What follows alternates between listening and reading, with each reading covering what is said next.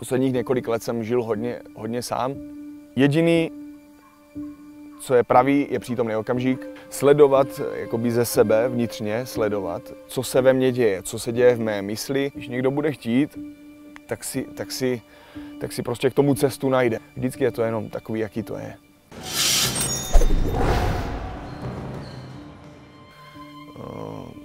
Je vlastně těžký udržet sám sebe v klidu a být sám se sebou, protože člověk hodně vychází ze svých myslí, ze svého ega. Když tady tyhle věci nezná úplně, tak je těžký prostě vydržet sám se sebou v klidu a v tom tichu, což je vlastně to nejdůležitější a potom vlastně i nejpříjemnější, nejkrásnější část vlastně tady té meditace a objevování tady téhletý stránky sebe sama. Člověk se ponoří do toho ticha, zůstane sám se sebou, je v klidu, usedne a tak se musí snažit zmonitorovat celou svou mysl, kam všude zasahuje, do všeho, kde všude se ho jakoby dotýká emocionálně i myšlenkově, prostě všechny formy tady tyhletý mysli, kam všude sahá, takhle. A tady tuhletu věc potom se na ní snažit se jí pozorovat. Snažit se jí pozorovat, jak se vyvíjí, co říká, čím vyrušuje vlastně ten přítomný okamžik, který je sám o sobě dokonalej a stát se vlastně tady tím pozorovacím okem, který vlastně pozoruje tu mysl, stát se tím tichem pod tou myslí. A když se to člověku podaří a dokáže se s tím naplno stotožnit, být opět sám sebou, což je prostě opět ta největší síla, ta největší moc, zjistí, že není nic jiného než jenom přítomný okamžik, že ta mysl je jenom taková databáze vlastně věcí, co člověk za ten životy poznává. No, stane se sám sebou a může konat to, co je jeho cesta.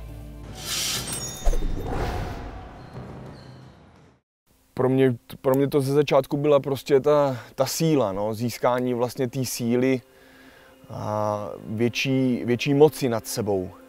Vlastně jak se můžu stát dokonalým bojovníkem nebo správným takovým tím pravým bojovníkem, válečníkem, když nemám vlastně obsáhnutou jenom tu mysl, ale mám obsáhnutý jenom takový to, že chci, nějaká motivace někdy přijde, někdy nepřijde, někdy jsem namotivovaný, tak do toho dám, když nepřijde, tak se musím sám vybudit. Jo, chtěl jsem přijít na to, jak to funguje, tady tahle věc, a být vlastně namotivovaný s chutí do života, s chutí do té práce, do toho dělání, do toho makání prostě pořád. Jo, proč nechtěl jsem mít žádný výkyvy vlastně v té křivce vlastně té práce, na té cestě, ale být prostě furt zapálený, stávat s radostí a tady tyhle věci. No a to mě dovedlo vlastně k tomu meditování, k těm věcem ohledně psychiky, jak se vlastně stát tím nejdokonalejším zápasníkem, protože není to jenom o tom objevování fyzičná a makání na 200% a pak se tam prostě jít vyzuřit a jenom dělat, co je třeba, ale když znáte sami sebe a víte, co máte za dispozice, co máte k dispozici vlastně k tomu, abyste pro to všechno využili, pro ten boj a využít vlastně veškeré své schopnosti, nejenom co se týče fyzičná, ale mentální prostě sféra úplně všeho, využít prostě na maximum, tak je to prostě nesmírná část oproti jenom tomu, když člověk maká prostě. Když do toho zapojí tu hlavu nebo to už není jenom o hlavě, protože to vědomí, člověk, vlastně ta duše toho člověka a to já vlastně spočívá v celém tom těle, protože to je vědomí těla, je to v celém tom těle a ta mysl, která se nachází v hlavě, tak tam už se jenom aktivuje ta soustředěnost, kam ta soustředěnost jde. Buď jde do té mysli, anebo jde vlastně do toho vědomí těla a člověk může jednat prostě sám za sebe, tak, jak to cítí nejlíp. Jak být lepším zápasníkem, jak prožívat vlastně ty chvíle v tom boji naplno, na 200%, abych cokoliv se tam stane, abych věděl a cítil prostě ještě dřív, než se to stane.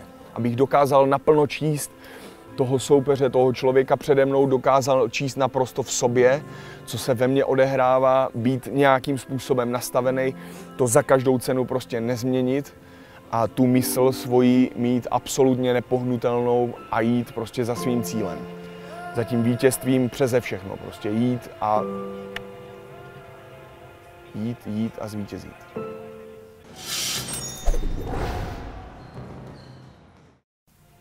Eckhart Tolle a kniha Nová země, tak přes tady tuhletu knížku, skrze tuhle knihu vlastně tam poukazoval na tu novou zemi, skrze vlastně objevení toho ega, té práci v té vlastní mysli a tím se dostat vlastně k tomu přítomnému okamžiku, což je alfa omega všeho.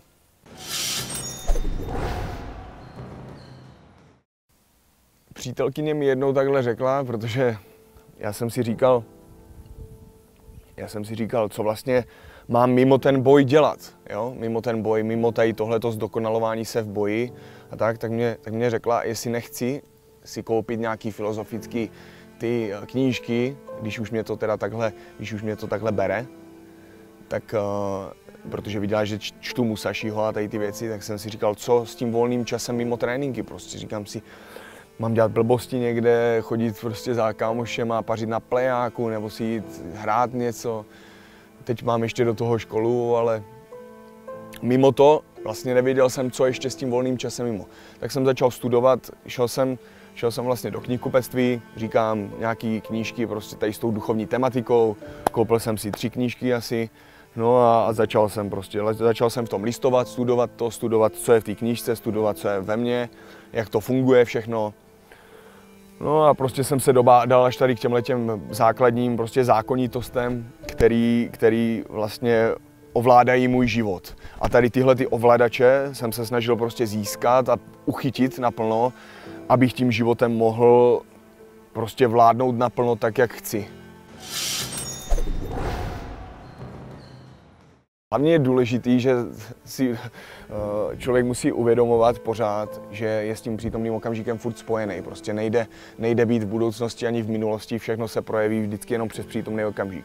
A tam je třeba být a zůstávat tam v tom vědomí co nejvíc, protože jedině tak má člověk moc nad tím svým životem.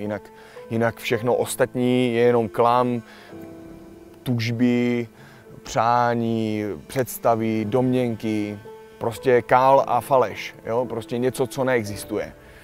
Takže jediný, co je pravý, je přítomný okamžik a ten vnímáme pomocí svých smyslů, pomocí našeho těla, se kterým jsme vlastně přítomní, vlastně v kontaktu jsme vlastně s tím přítomným okamžikem, tak jak slyším prostě přítomný okamžik, to, co vidím naplno, cítím naplno, jsem prostě v kontaktu s tou zemí a snažím se to prostě dostávat, rozšiřovat jakoby co nejvíc kolem sebe, ty svoje smysly, jakoby na maximum ty smysly dostat jejich dosah, jo? Jedině tak prostě dokážu naplno vnímat prostě, co se děje a dokážu výborně reagovat a být v tom tak usazený, že mě z toho nedokáže vytrhnout byť sebevětší podnět, jo? Když prostě z ničeho nic, když se na vás někdo vyřídí s něčím, divoký zvíře, cokoliv prostě, tak zůstat prostě těmi smysly, tím chladným vlastně, já tomu říkám takovou, když tu mysl uzemníte takovým způsobem, že přejde ta mysl do toho vědomí těla, ta pozornost přejde do vědomí těla, tak se stáváte naprosto v souladu vlastně s vesmírným řádem, se zeměkoulí, prostě s přírodou, stáváte se jakoby spravedlností samotnou. Spravedlností samotnou, která je bez emocí, která je bez nějakého chtění, jo? Je prostě naprosto vynulovaná, naprosto neutralizovaná. To se musí prožít tady tohleto. To se musí prožít a neexistuje snad příjemnější pocit, protože tam tady v tomhletom stavu neexistuje strach, neexistují žádné emoce, je jenom přítomnost, Vidím strom, ale už tam není strom, protože strom jako takový, jako slovo takové je symbol pro tu mysl, která už něco znamená. Já už jenom vidím věci a spíš ani nevidím, už vlastně vnímám ty věci tak, jak jsou, ale nehodnotím, nepopisuju, jenom jsem. Stávám se vlastním dechem a to je cíl. Když někdo bude chtít, tak si prostě k tomu cestu najde, ať už jakoukoliv. Buď si sám sedne, bude nad tím zkoumat, a nebo když to bude chtít opravdu hodně rychle a chce přeskočit všechny tady ty jako tu cestu vlastně toho poznávání, že vlastně nechce nad tím dlouho hloubat sám, tak prostě je dobrý a dneska je to všude se o tom mluví, o tom přítomném okamžiku, o těch meditacích a tady o těch věcech, tak najít si prostě někoho, kdo tomu rozumí, kdo prostě dokáže ty lidi odvést z bodu A do bodu B vlastně bez nějakých zatáček, bez nějakého prostě bludiště, ve kterým se ten člověk ztratí, protože je strašně jednoduchý, na té cestě je strašně moc aspektů, jo, které je třeba ovládnout vlastně v té mysli, které je potřeba prozkoumat. A tuhle tu cestu jsem šel já. Sice to tak plněji ovládnete, ale ve výsledku nejde o nic jiného, než jenom o ten přítomný okamžik. Být tady a teď, se všema mýma schopnostma, co umím, zapomenout absolutně na sebe. Já jako bych prostě neexistoval, protože to nějaká představa o sobě a té své minulosti, zkušenostech a všechno, to je zase jenom to lidský ego, který prostě je potřeba odstranit. To jenom tím, že prostě budete vnímat naplno ten přítomný okamžik prostě a budete naprosto hltat to, co se děje kolem vás, to, co se právě odehrává, i když je to ticho, i když je to cokoliv prostě. Sebe menší podněty prostě. Furt být tady a teď, být v sobě.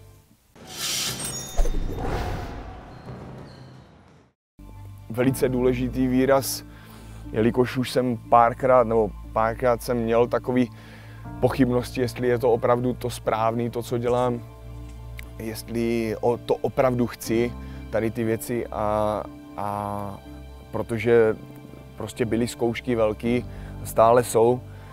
A tohle je jeden z předpisů, vlastně poslední z předpisů v Musashiho knize 5 kruhů a zvlášť jeho kodexu Dokodo, ve kterém je vlastně ten poslední 21. předpis nikdy neopouštěj cestu válečníka, což znamená vlastně naprostá loajalita té cestě, naprosté oddání se té cestě a neexistuje vlastně nic jiného, než jenom já, moje cesta a čin, konání vlastně. A co je ta cesta, to už vlastně tomu dávám ten smysl já a to objevování vlastně mé té cesty. A z toho nikdy nesejít vlastně. I když se to občas zdá sebe těžší, sebe horší nebo sebe bezvýznamnější, tak je třeba opravdu vytrvat a neházet prostě flintu do žíta prostě, nebo prostě žádné prostě odcházení z cesty prostě, nebo něco takového. Držet se toho pevně prostě, držet se toho pevně a i když přijdou ty těžké okamžiky, tak furt věřit a furt doufat a věřit v tu správnost té cesty. Protože ono se to časem projeví. Nejlepší je to v tom, že vlastně, když u něčeho, u nějaké činnosti, ten člověk vlastně se trvá déle a může vlastně potom jít do té hloubky té činnosti, tak vlastně ten člověk se vyvíjí s tím, jak objevuje všechny ty věci, ty zákoutí kolem toho, i ty příjemný, i ty nepříjemný. A to je prostě součástí té cesty.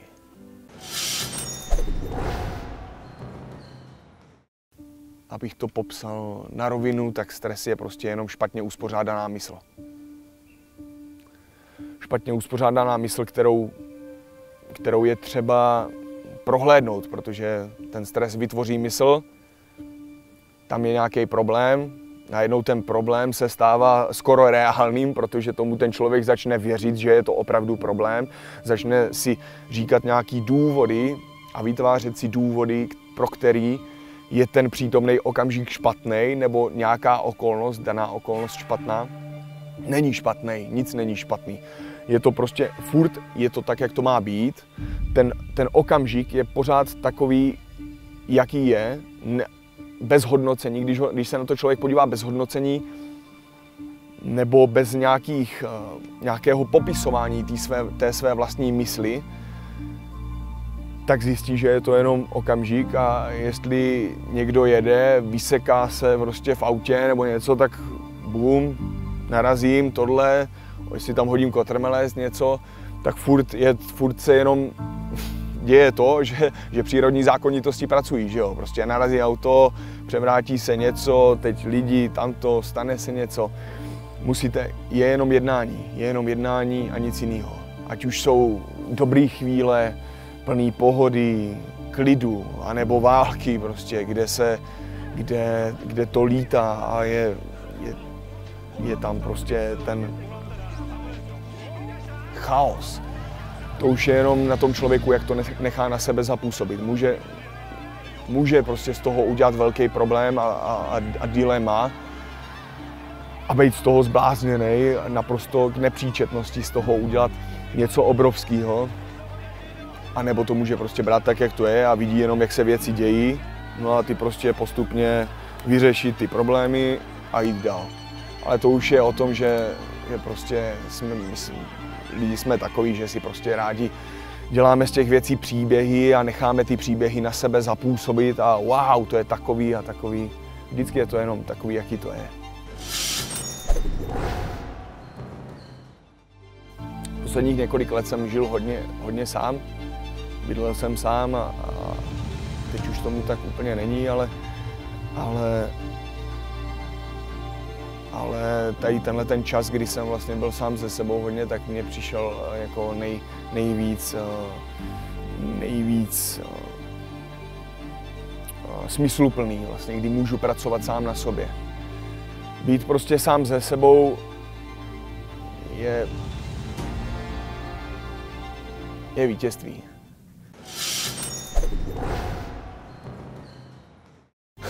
Někteří to pokládají jako nutný zlo, ale to je jenom to, že se ještě nenaučili být prostě sami se sebou, mít sami sebe opravdu sami sebe přijímat. Ale tím nemyslím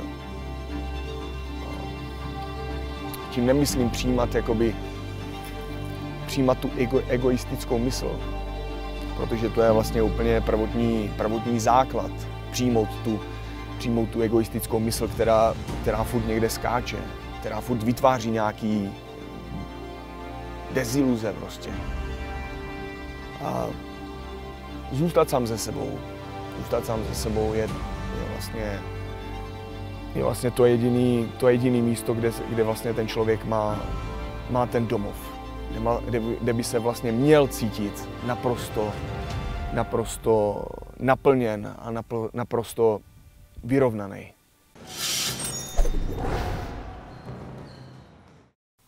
Základní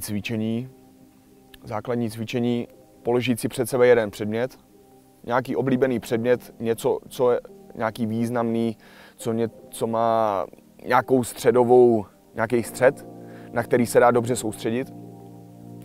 A na ten se dívat a sledovat přitom sledovat jakoby ze sebe vnitřně, sledovat, co se ve mně děje, co se děje v mé mysli a zůstat potichu a jenom sledovat ten předmět. Sledovat ten střed, který jsem si zadal jako úkol, sledovat ho třeba po 10 minut, nebo jak dlouho chce člověk, ale zůstat potichu sám v sobě a jenom sledovat ten předmět. Potom po tomhletom cvičení může dobře člověk zmonitorovat svou mysl, kam všude zasahuje, kde všude se ho dotýká, jak ho rozhazuje do stran a nahoru, dolů, všechno. Všechny tady tyhle ty věci může takhle člověk zjistit jenom tady tímhletím pouhým jedním cvičením. A je to strašně jednoduchý, ale přitom strašně složitý. Jo? Sedět, soustředit se na jedno místo, nechat dech plynout, nesoustředit se na dech jenom, ale nechat dech volně plynout dovnitř ven a pozorovat, co se děje, jak ta mysl vlastně působí. Tím, že člověk takhle zůstane v klidu, si jenom tady tímhletím spojením se s jednou věcí plně dokáže obsáhnout sám sebe a uvědomit si sebe, tu svou opravdovou podstatu, vědomí těla. A o tom to je.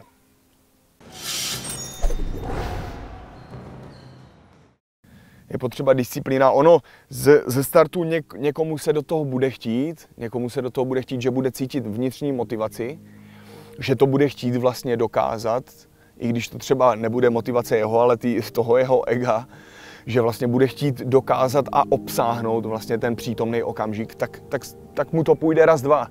Jenže třeba v průběhu několika let, když to bude vykonávat, protože jedině takhle se dá ta mysl krásně pročistit, že se soustředíme na jeden jediný bod. Protože ta mysl, když má jeden jediný bod, tak dobrý, je tam jeden bod, no a co teď? Jo? A najednou vidíte, jak ta mysl skáče ze strany na stranu a už je jí to takový nepříjemný, být prostě jen tak v klidu, protože ta mysl chce pracovat, vytvářet dramata, ať se něco děje. Jo? Takhle jsme se prostě vycvičili jako lidé v tom našem žití tady, že prostě ta mysl někam jde, chce něco dělat, chce se něčím stávat, chce něco objevovat, něco získávat, ztrácet, s někým se milovat, nenávidět. Všechny tady ty věci prostě je to dostat se pod tady tohleto, to je to jádro, to je ten cíl vlastně, být vlastně nepohnutý pod tím a sledovat, jak to nahoře bouří, ale sám zůstat vlastně nepohnutý. A až člověk zjistí, že vlastně to, co je pod tím, obsahuje alfu, omegu a vlastně všechno kolem té mysli a že ta mysl je jenom takovej jeden malinký prostředek, který se snaží potom ovládat všechno a vyrušovat všechno, tak ta mysl zároveň pochopí i to, že chce být v souladu s tím vším a pak nastávají vlastně ty okamžiky toho míru a toho sjednocení, kdy se vlastně mysl i duch vlastně sjednotí v jedno a nastává ta dokonalá harmonie a člověk koná prostě v souladu s tím, co chce, i v souladu se svou vizí a neruší ho nic, už žádné myšlenky neruší, protože už ví naprosto, co chce, jak toho dosáhnout a jenom koná.